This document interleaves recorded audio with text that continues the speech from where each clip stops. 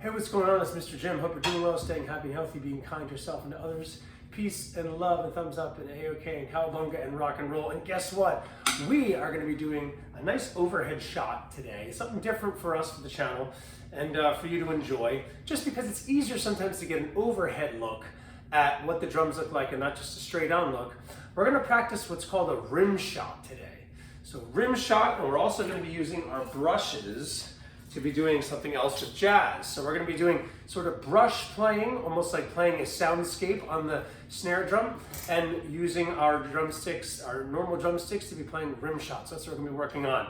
Sort of brush sticks playing, painting a soundscape on the snare drum, as well as using our drumsticks for the rim shot. So here's how you do a rim shot. Simple way to do a rim shot. You take your drumstick, put your right foot in, just kidding. You take your drumstick and you lay it across the snare drum. So you don't hit it straight on like this, like you normally would. You lay it sort of across, sort of horizontal.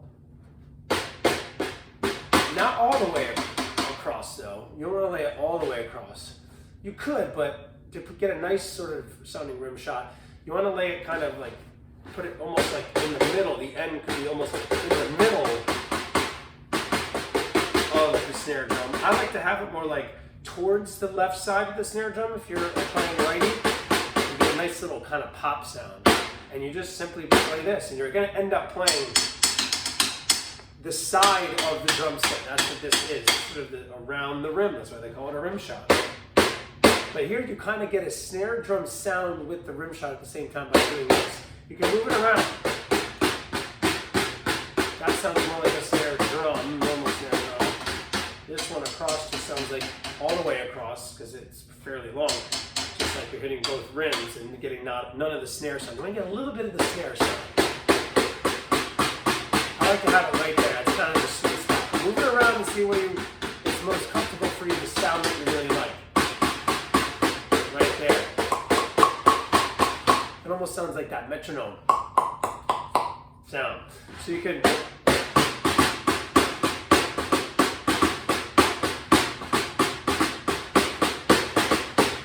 pretty fun stuff. So that is rim shots. Now, if you have brushes, this is great. If you don't, not a big deal. You can still kind of simulate this with drumsticks. I want you to just move them around sort of in a circle on the snare drum.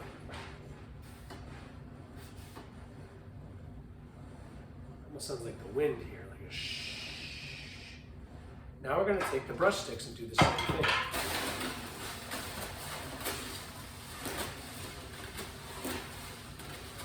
This really sounds like the wind, or like a washer or dryer. So we're going to take their head off, and we're going to play a little rhythm that you hear some jazz drummers doing. It's like,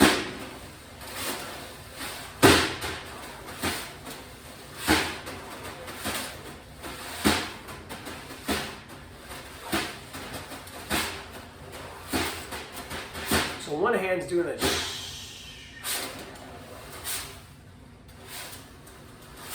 and the other hand is playing a kind of a neat little beat.